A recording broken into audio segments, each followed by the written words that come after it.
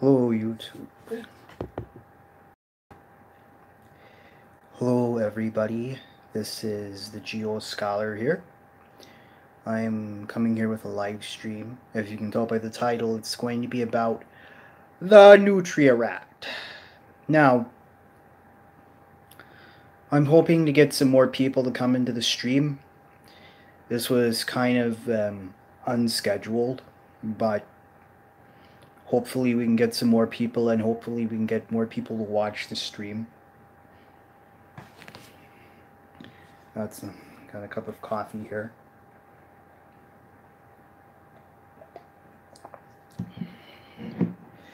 And I'm going to be using Google Earth and I'm going to be using Google Earth.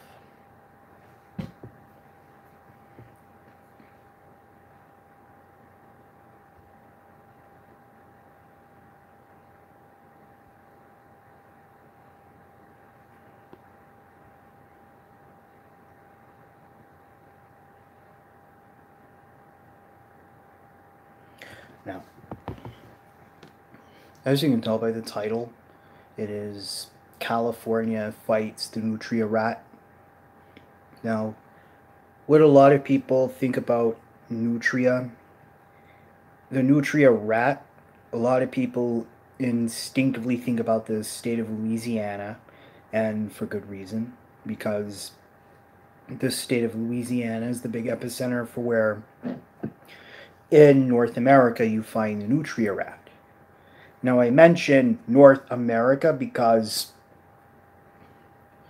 the Nutria rat goes under its proper name, Coipu, or its scientific name, Myocastor coipus.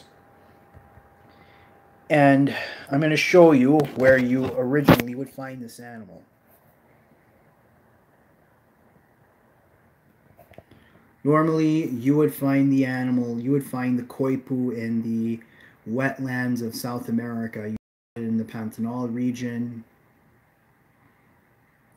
You'd find it around here, around western Brazil. You find it here in, the wetlands of Bolivia, Paraguay, Argentina. You find it in this region. You find it in some of the tropical and subtropical wetlands of South America. This is where you normally would find the coipu. One thing about coipu, or the Nutria rat, this is where they thrive. They thrive in this region right here. They thrive here. This is where they live. This is where they do best. However,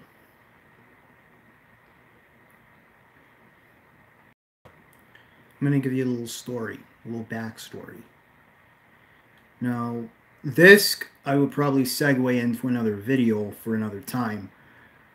I just want to focus on California. But long story short, Louisiana became a big epicenter for the Nutria because of the fur industry. Same thing for the state of California. California became a center for the fur industry as well. The Nutria were brought to the United States for the purpose of raising them for fur. Because, fur was very popular at the turn of the 20th century. That's when they were introduced to the United States of America. That's when they were introduced to California, around 1899. Now, for what it's worth, California has wetlands. Don't let California's reputation for being a dry region fool you. You have wetlands in this region.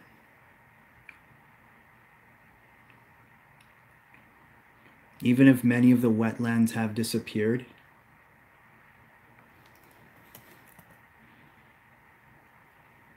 you have wetlands in California.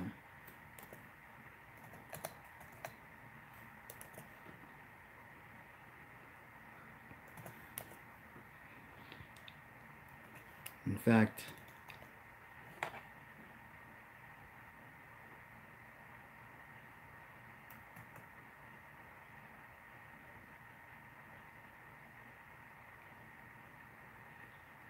Those are some of the wetland regions that you can find in California.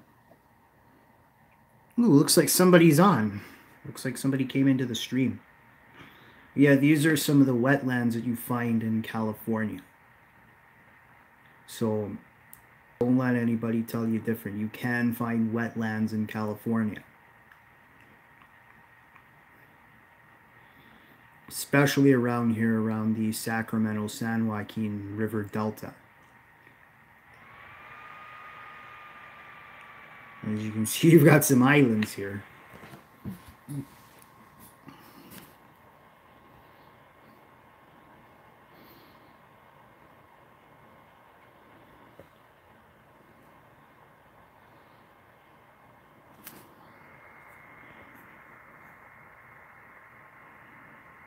Oh, that's very alarming. What's next? Beavers building dams?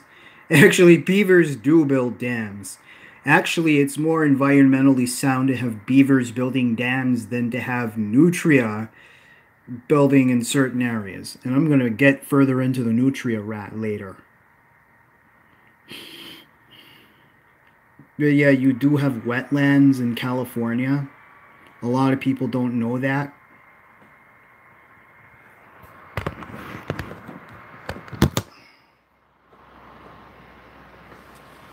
Back. But one of the things you have to understand, you know, California has wetlands, and towards the turn of the 20th century, nutria rats were being introduced for the fur industry because fur was very popular with people around 1900. Nutria rat, those bigger than your usual rats. Nutria are big. They're not as big as beavers, but they get quite big. In fact, a lot of people mistaken beavers for nutria. Beavers are a little smaller, and they have a smaller, furrier tail, whereas beavers are bigger, and beavers have a big paddle-like tail. And one thing about the nutria rat, look at its teeth. Its teeth are orange. It has orange teeth, and that's how you can tell the difference. In fact, I'm going to show you a picture of what nutria rat teeth look like.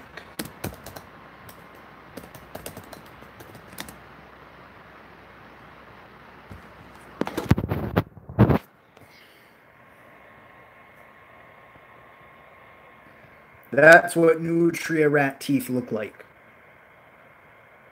Nutria rat teeth are orange.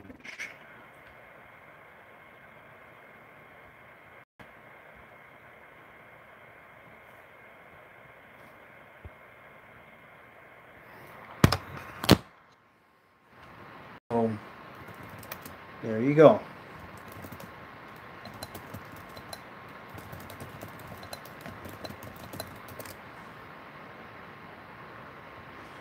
Now, the one thing you have to understand about the nutria, wouldn't want to get one of those, bros. That would be. You don't want to get bitten by those, because if you get bitten by those, there is a chance you could die. You don't want to get bitten by those at all. Now, I had the honor of calling the California Department of Fish and Wildlife a couple of weeks back in May, and I got to speak with Peter Tira. And according to him, they were introduced to California in 1899, and you have to get 100,000 likes and 40. Oh yeah, I got a lot of work ahead of me for my channel. But yeah, the nutria rat was brought to California in 1899, obviously for the fur industry, as I mentioned before. This is according to Peter Tira, who's part of the Department of California Fish and Wildlife. And one thing is, as the fur became less and less popular, people started putting nutria rat out into the wild. And there were more swamps and wetlands back then in California than there are now, because, you know, in those times, as California's population started to grow, more and more people started getting into the wetlands and started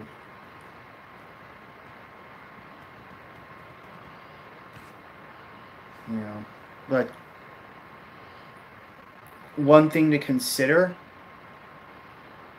you have to consider some of the things geographically about California and why you would think, you know, one thing about the nutria rat, one of the things that, while other states in the eastern U.S. struggled with the nutria rat, California, they took a lot of measures to make sure that this invasive species, because that's basically what it is. It's an invasive species. I'm going to explain how it works.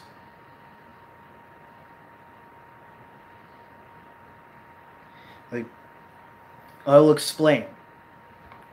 The nutria rat, it eats at a lot of the roots and rhizomes of like certain wetland plants, and it basically leaves a lot of mess behind. It causes a lot of problems, and because of how much it can eat, and because there are really no natural enemies for the nutria rat, it just keeps growing. The population will keep growing, and it'll need more food, and it's caused a lot of destruction to the wetlands. And California made a lot of measures to make sure to eradicate the nutria rat from California. And by 1978, the nutria rat was declared eradicated from California,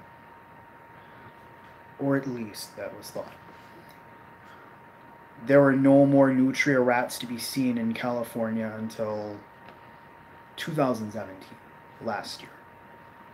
Last year was the first nutria rat sighting in about 40 years. And one thing, it was a shock because Nutria changes this side of the East Coast. Wow. Wow. I'm going to show you something. I'm going to go back to Google Earth. I'm going to show you something.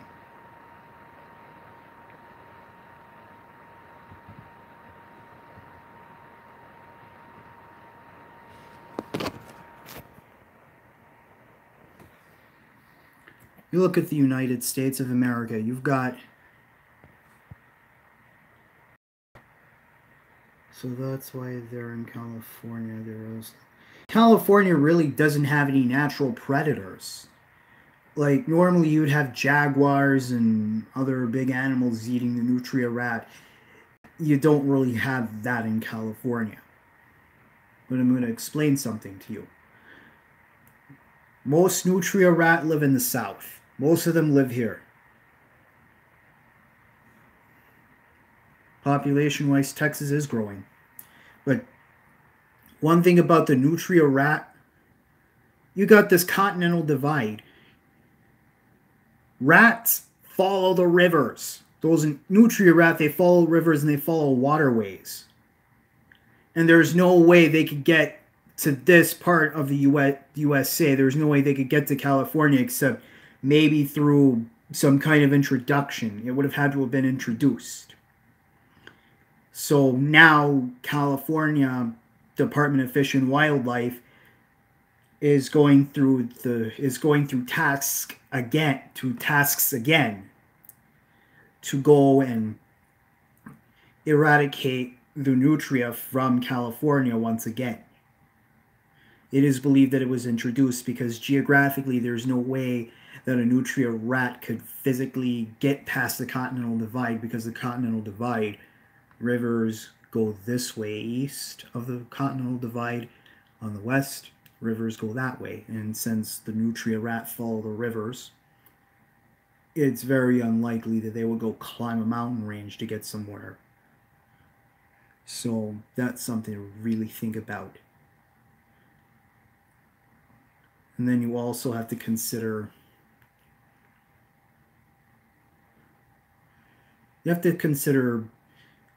a lot of where you find these nutria rat, you don't have really cold winters, so it's not like there's a big climatic factor to reduce their population.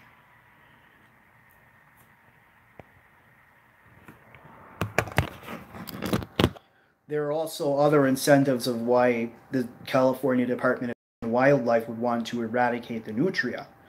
It causes a lot of devastation for the levees in California. Remember, Louisiana is not the only state in the U.S. with levees. California has some levees, especially around the Central Valley, because you have the Sacramento rivers, you have Sacramento River, you have the San Joaquin River, you have the Central Valley, you have the region. It can be very flood prone, and the that's what the levees are for. And one thing that nutria rats will do, they will burrow into the levees and basically weaken the levees to where they can be broken easily. And with an infrastructure that needs some updating, the nutria rat could cause some problems. It's not like, beavers which build dams. You have nutria rats who actually burrow. It's actually preferred that you have a beaver dam over a rat burrowing into the dirt. And then you have to consider agriculture, because it can be very devastating to agriculture, because the Central Valley, you have a lot of agriculture in this region, and they depend on irrigation. Nutria rat are known for carrying diseases.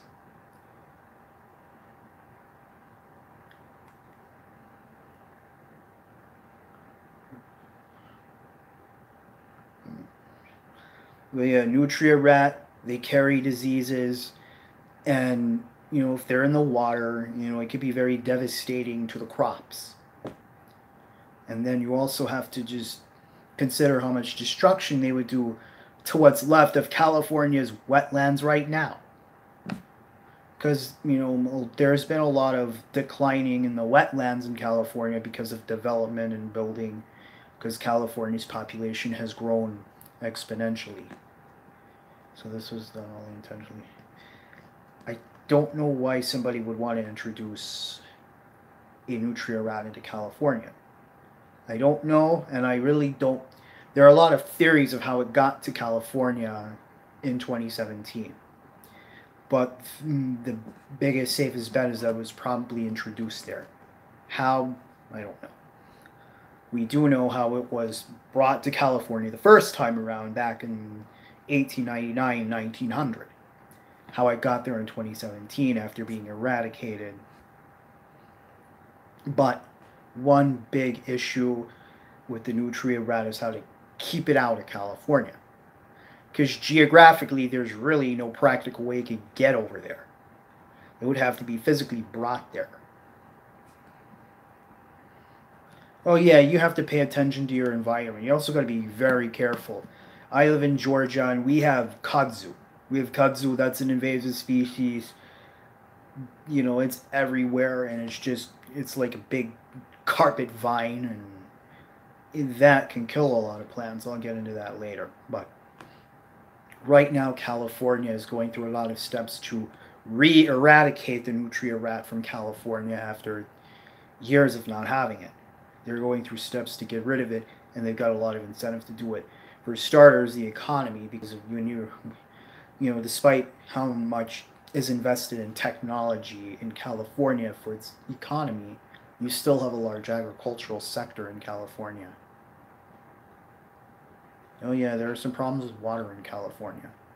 I'll get to that later in another video. But one thing about the irrigation in California, you want to make sure that you don't have any big problems with like diseases or bacteria getting in the water. And you want to make sure that you don't have diseases spreading. And nutria rat spreading diseases, that's going to be a big problem. You have to think about what it could do to cause flood control issues through the levees. Think about how much destruction is being done to the wetlands. It's an invasive species. It's a species that was brought to the United States.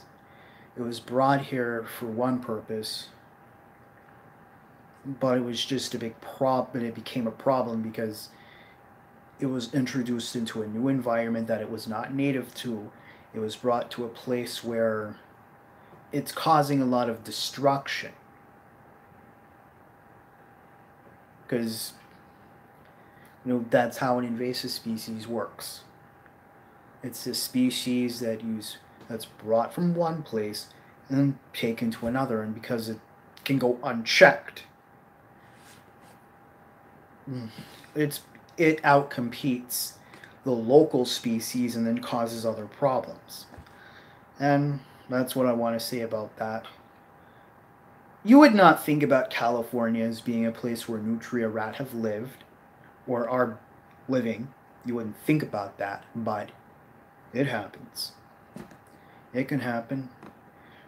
And right now, California is doing all it can to eradicate it once again. And that's all I have to say about that. Be sure to check out the rest of my videos on this channel. Leave a comment, subscribe, and this is the Geo Scholar.